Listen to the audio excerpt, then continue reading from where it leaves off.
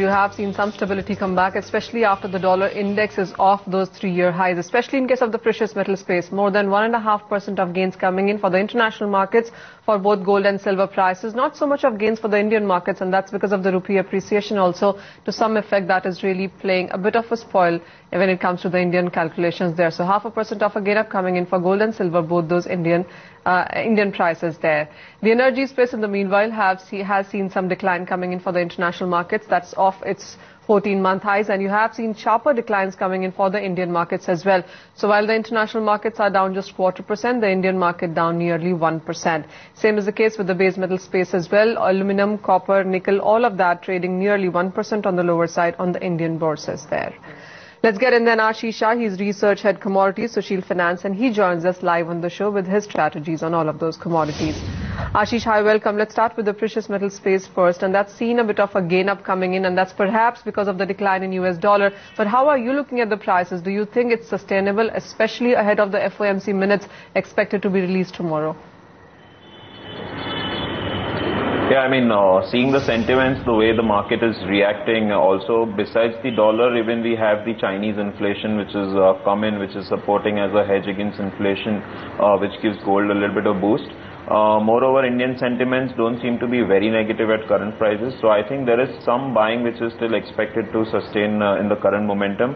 As you said, ahead of the FOMC minutes, it's again completely a speculative bet. I would still suggest traders to not be outrightly bullish on gold or silver at current levels. But yeah, momentum buying suggests to be on the buy side. So I would be buying gold and silver for a very short-term perspective.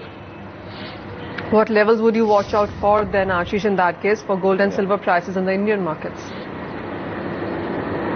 Yeah, on the August contract in gold on MCX, I would be suggesting traders to buy this commodity as long as it's trading above 26,100. So buying at current levels and dips to about 26,180. Putting a stop loss below 26,100 for a target price of 26,400 on the higher side. What's your sense coming in for the crude prices now? Because a bit of a breather onto that one as well.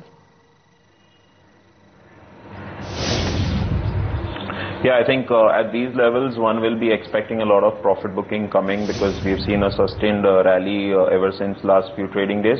I would suggest traders to sell this counter at current levels and rallies to about 62.50, putting a stop loss about 6,280. On the downside, 6,100 is a very strong support. One can book profits near those levels and wait for the FOMC numbers again to take fresh positions. Ashish, how would you look at the base metal space as well? Because that completely has been under pressure. Yeah, I mean, definitely because of the Chinese inflation, we'll see some slowdown coming in and some monetary policies probably to slow down the growth. But there would be a correction in this counter also. I don't see a long-term sustained correction on this commodity. However, I would suggest selling nickel, lead and copper all at current levels. One can look at about 2 to 3% correction still in this commodity. Price target wise, copper I would suggest selling for a target price of 410. Nickel one can look at selling for a target price of 790. Very quickly before we let you go, Ashish, what was your call on silver? Because you suggested a buy on to that one. Yeah. So, silver, I would suggest traders to buy this commodity near 40,200 to 40,000, putting a stop loss below 39,700 for a target price of 42,000.